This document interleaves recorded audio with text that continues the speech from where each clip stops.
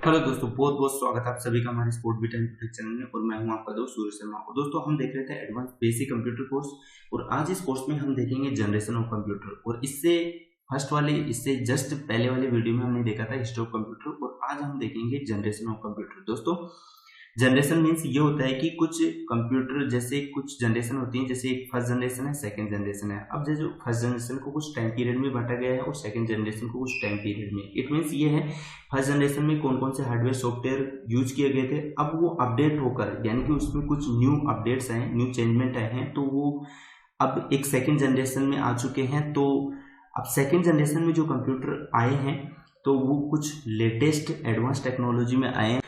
तो ऐसे ही कंप्यूटर को कुछ अलग अलग टाइप से 5 जनरेशन में बांटा गया है इनको। जैसे कि एक फर्स्ट जनरेशन है, जैसे 1942 से 1956, ये फर्स्ट जनरेशन है कंप्यूटर की। 1956 से 1964 ये सेकेंड जनरेशन है। 1965 से 1975 ये इसकी थर्ड जनरेशन है।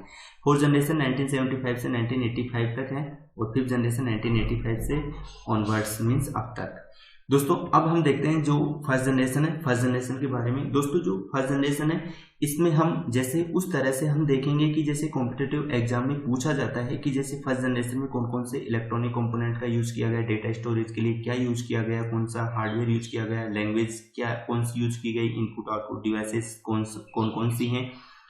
तो इन सभी के बारे में हम उस तरह से, उस लेवल से देखेंगे कि जैसे कॉम्पिटिटिव एग्जाम में कैसे किस तरह से पूछा जाता है। तो दोस्तों, जो फर्स्ट जनरेशन है, फर्स्ट जनरेशन में इलेक्ट्रॉनिक कंपोनेंट्स का यूज किया गया है, और वो इलेक्ट्रॉनिक कंपोनेंट्स है वैक्यूम ट्यूब। अब देखते हैं दोस्तों वैक्यूम ट्यूब के बारे में। तो दोस्तों, वैक्यूम ट्यूब मीन्स ये समझो कि ये एक किसी पावर सप्लाई को कंट्रोल करने के लिए, कम ज्यादा करने के लिए, या फिर इलेक्ट्रॉन्स को कंट्रोल करने के लिए हम वैक्यूम ट्यूब का यूज करते थे। डेटा स्टोरेज के लिए मैग्नेटिक ड्रम का यूज करते थे। लैंग्वेज के लिए मशीन लैंग्वेज का यूज करते थे, 01 जो मशीन लैंग्वेज होती थी। दोस्तों, यहाँ पर मैं एक अलग से लैंग्वेज के बारे में अलग से सेपरेट वीडियो बनाऊंगा, लैंग्वेज के कौन कौन से टाइप होते हैं और उनको एक्सप्लेन करूंगा। तो अभी ये ध्यान रखो, जो फर्स्ट जनरेशन है उसमें मशीन लैंग्वेज का यूज होने लगा था। इनपुट एंड आउटपुट डिवाइसेस हैं, जैसे कि punch card, paper tape and magnetic tape. ये सब हैं जो इनपुट एंड आउटपुट डिवाइसेस हैं। तो इन सभी का यूज होने लगा था। अब दोस्तों, मैं आपको फर्स्ट जनरेशन के कुछ कंप्यूटर के कुछ एग्जाम्पल हैं जो आपको बता देता हूँ। वैसे मैं इन कंप्यूटर्स के बारे में हिस्ट्री, जो इससे पहले जस्ट पहले वाला वीडियो है, उसमें मैं बता चुका हूँ। मैं उसका लिंक भी दे दूंगा, उसमें आप देख सकते हो इन कंप्यूटर की डिटेल्स पूरी। यहाँ पर ये कंप्यूटर है एनिएक, एडवेक, एडसेक और यूनिवेक फर्स्ट। ये सभी कंप्यूटर हैं जो फर्स्ट जनरेशन के एग्जाम्पल हैं। फुल फॉर्म आपके सामने शो हो रही है, तो आप देख सकते हो।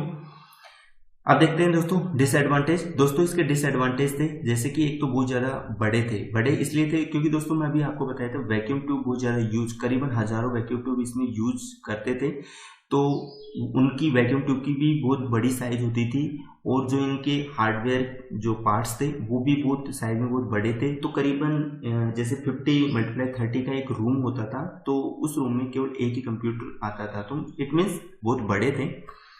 एनर्जी बहुत ज़्यादा कंज्यूम होती थी इस टाइप, जो फर्स्ट जनरेशन के कंप्यूटर थे। सेकेंड जनरेशन के कंप्यूटर थे फर्स्ट जनरेशन के जो कंप्यूटर हैं, इनमें हीट बहुत ज़्यादा प्रोड्यूस होती थी, या फिर बोले तो जैसे कि क्योंकि वैक्यूम ट्यूब होते थे, वैक्यूम ट्यूब हीट प्रोड्यूस ज़्यादा करते थे, तो वो ज़्यादा हीट होती थी इनमें। तो एसी की ज़रूरत होती थी, मेंटेनेंस भी बहुत ज़्यादा, मेंटेनेंस की रिक्वायरमेंट होती थी, और कॉस्टली भी बहुत ज़्यादा पड़ते थे। तो दोस्तों, ये सभी आपके सामने इनके डिसएडवांटेज हैं। आप देखते हैं दोस्तों सेकेंड जनरेशन के कंप्यूटर, जो एक टाइम पीरियड में है इनका, जैसे 1956 से 1964 ये सेकेंड जनरेशन का एक ड्यूरेशन है। अब दोस्तों, सेकेंड जनरेशन में हम इलेक्ट्रॉनिक कंपोनेंट्स के लिए ट्रांजिस्टर का यूज करने लगे थे। और दोस्तों, जो ये ट्रांजिस्टर है वो वैक्यूम ट्यूब की जगह रिप्लेस हुआ है। जो वैक्यूम ट्यूब का वर्क होता था, जैसे एक पावर को जैसे कम ज़्यादा करने के लिए, इलेक्ट्रॉन्स को कंट्रोल करने के लिए हम यूज करते थे, तो उसी की जगह रिप्लेस हुआ है। तो अब ट्रांजिस्टर का यूज करने लगे थे, और ट्रांजिस्टर अब वो एक साइज में बहुत छोटा था। तो इसके कुछ एडवांटेज हैं जो हम आगे देखेंगे।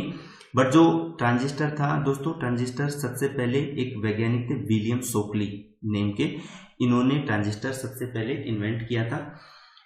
दोस्तों, डेटा स्टोरेज के लिए यहाँ पर magnetic core as a primary memory के लिए और magnetic tape and magnetic disk as a secondary memory की पर्पज से यूज करते थे। दोस्तों मेमोरी के टाइप्स हैं जो मैं आपको आगे एक्सप्लेन करूंगा।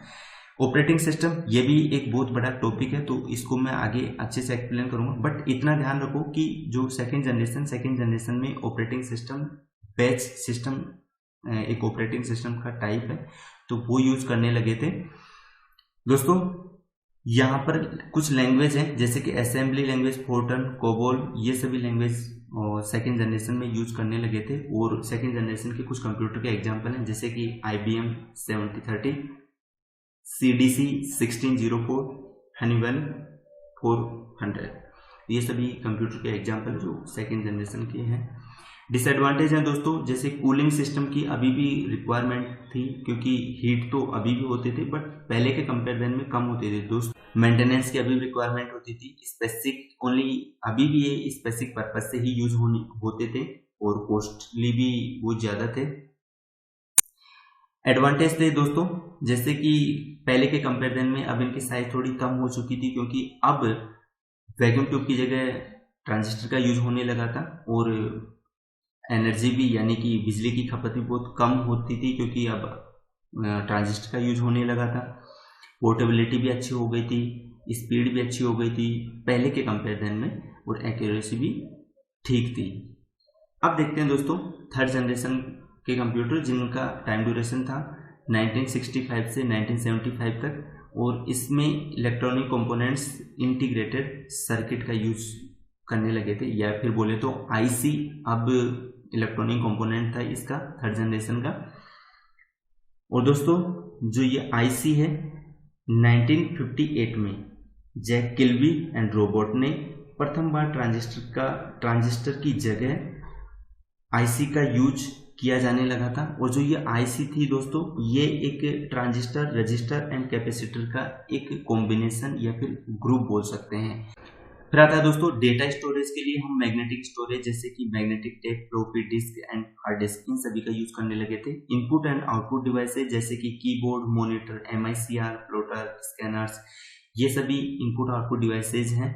दोस्तों इनपुट आउटपुट डिवाइसेज के बारे में हम आगे एक सेपरेट वीडियो में भी पढ़ेंगे, बट यहाँ इतना समझो कि इनपुट और आउटपुट डिवाइसेज जो यूज होने लगी थी कौन कौन सी थी, जैसे कि कीबोर्ड, मॉनिटर, MICR, प्लॉटर्स और स्कैनर्स। ऑपरेटिंग सिस्टम इसमें time sharing and multi programming वाला टाइप का एक ऑपरेटिंग सिस्टम है, वो यूज होने लगा था। लैंग्वेज इसमें पास्कल, बेसिक एंड फोर्टन के कुछ type, Fortran first, second, third, ये सभी लैंग्वेज यूज होने लगी थी।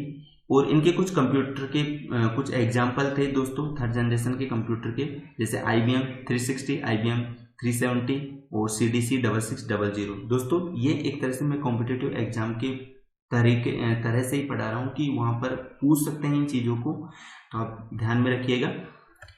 अब देखते हैं दोस्तों इनके कुछ एडवांटेज। दोस्तों एडवांटेज पहले के कंपेरिजन में अब बेटर हो चुका था, जैसे कि साइज भी कम हो चुकी थी जो पहले के कंप्यूटर थे उससे, क्योंकि अब IC का यूज होने लगा था।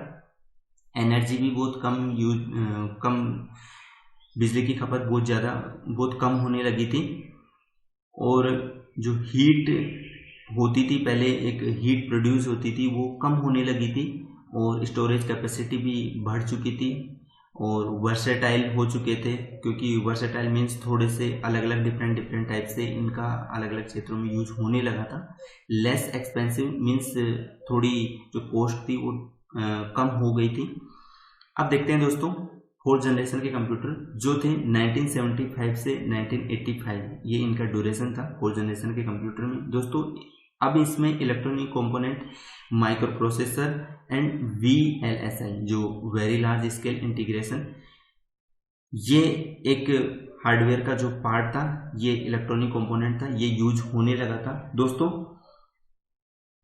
माइक्रो प्रोसेसर ये होता है कि बहुत सारी हजारों करीबन IC हैं जिनको एक ही चिप पर इनको सेट कर दिया गया था, या फिर बोले तो ग्रुप ऑफ IC, इसको बोलते हैं माइक्रो प्रोसेसर। और दोस्तों जो माइक्रो प्रोसेसर की जो ये चिप थी, ये पहली चिप 1971 में इंटेल कॉरपोरेशन यानी इंटेल कंपनी थी, इन्होंने बनाया था, और इसका नेम था इंटेल 4004 यानी 4004 ये इसका नेम था।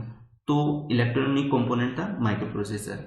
अब आता है दोस्तों डेटा स्टोरेज। डेटा स्टोरेज के लिए मैग्नेटिक स्टोरेज, वही हार्ड डिस्क, ये सब चीज़ें यूज होने लगी थी। ऑपरेटिंग सिस्टम वही जो time sharing, real time networks and distributed operating system, ये इनके ऑपरेटिंग सिस्टम के टाइप्स हैं। तो मैं इनको आगे अच्छे से एक्सप्लेन करूंगा, बट इतना ध्यान रखो कि कौन सी ऑपरेटिंग सिस्टम कौन से जनरेशन में यूज की गई थी। लैंग्वेज दोस्तों C++ होने लगी थी और डेटाबेस भी अब यहाँ पर यूज होने लगा था। कुछ एग्जाम्पल हैं जो 4th जनरेशन के कंप्यूटर जो बनाए गए थे 4th जनरेशन में, वो थे क्रेवन जो सुपर कंप्यूटर के नेम से भी जानते थे, Cray second, Apple second, VAX 9000, ये इनके कंप्यूटर के एग्जाम्पल थे। फिर आता है दोस्तों एडवांटेज। दोस्तों एडवांटेज, अब ये जो कंप्यूटर थे एक जनरल पर्पस कंप्यूटर बन चुके थे, यानी कि डिफरेंट अलग अलग क्षेत्रों में इन कंप्यूटर का यूज होने लगा था। साइज बहुत ही कम हो चुकी थी क्योंकि अब माइक्रो प्रोसेसर का यूज होने लगा था। हीट भी बहुत कम हो चुकी थी, पोर्टेबिलिटी अच्छी हो चुकी थी और इसकी कॉस्ट भी बहुत कम हो चुकी थी। तो ये इन सभी के एडवांटेज हैं। 5th जनरेशन ऑफ कंप्यूटर जो 1985 से ऑनवर्ड्स मीन्स अब तक जो चल रहे हैं वो 5th जनरेशन में आते हैं। इनके इलेक्ट्रॉनिक कंपोनेंट्स हैं ULSI, it means ultra large scale integration. दोस्तों इसमें ULSI का यूज होने लगा था, या फिर बोले तो कि बहुत सारे माइक्रो प्रोसेसर थे, उन सभी माइक्रो प्रोसेसर को एक सिंगल चिप पर इंटीग्रेटेड किया गया था, यानी एक सिंगल चिप पर उनको सेट किया गया था। तो हम बोल सकते हैं कि उन सभी को ULSI एक चिप बन चुकी थी, ये अल्ट्रा लार्ज स्केल इंटीग्रेशन। तो ULSI का यूज होने लगा था। डेटा स्टोरेज के लिए दोस्तों magnetic storage and other small chip, बहुत सारी छोटी छोटी चिपों का भी यूज होने लगा था। ऑपरेटिंग सिस्टम में जो time sharing, real time networks, distributed operating system, कुछ एडवांस फीचर के साथ ये एड ऑन हो चुकी थी ऑपरेटिंग सिस्टम।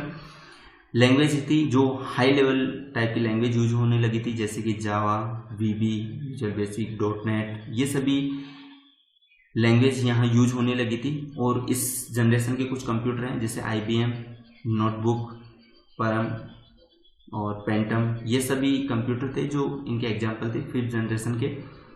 अब इसके कुछ एडवांटेज हैं दोस्तों। एडवांटेज दोस्तों अच्छे हैं, जैसे कि जो इनसे पहले जनरेशन वाले जो कंप्यूटर थे उनसे ये बेटर हो चुका था, अच्छा हो चुका था, या फिर बोले तो उनसे बहुत, एक तो फास्ट स्पीड बहुत ज़्यादा फास्ट हो चुकी थी और इजीली इनको रिपेयर किए जाने लगे थे, और जो इनकी पोर्टेबिलिटी थी वो एकदम ही इजी हो चुकी थी और इतने छोटे हो चुके थे कि अब इनको इजीली हम हाथ से, यानी कि अब कंप्यूटर को अब गोद में लेके भी हम चला सकते थे। पहले बहुत ज़्यादा इनकी साइज बहुत ज़्यादा बड़ी थी। और अब दोस्तों आजकल AI का कॉन्सेप्ट भी इन कंप्यूटर में यूज होने लगा था। जो 5th जनरेशन के कंप्यूटर थे, आर्टिफिशियल इंटेलिजेंस के जो टाइप से जो कंप्यूटर जैसे रोबोट थे, वो उस टाइप के कॉन्सेप्ट अब 5th जनरेशन में यूज होने लगे थे। और इनकी जो प्रोसेसिंग है वो पैरेलल प्रोसेसिंग हो चुकी थी। तो ये था दोस्तों जनरेशन ऑफ कंप्यूटर। दोस्तों इस वीडियो में हमने देखा है जनरेशन ऑफ कंप्यूटर के बारे में। दोस्तों अगर आपको इसमें कुछ भी प्रॉब्लम होती है तो आप मेरे को कमेंट्स के थ्रू बता सकते हो, मैं और अच्छे से इसको इम्प्लीमेंट करूंगा। जब नेक्स्ट वीडियो आएंगे तो मैं उनमें इन प्रॉब्लम्स को भी सॉल्व करूंगा जो आप मेरे को बताओगे। तो दोस्तों उम्मीद है मेरे को ये वीडियो आपको बहुत पसंद आया होगा। अगर आपको पसंद आया तो इसको लाइक कीजिए। अगर आपको लगता है कि आपके फ्रेंड्स की मदद कर सकता है तो उन तक भी शेयर कीजिए और इस चैनल को सब्सक्राइब कर ले ताकि आपको न्यू अपडेट्स का तुरंत पता लग जाए। तो आज के लिए इतना दोस्तों, थैंक यू।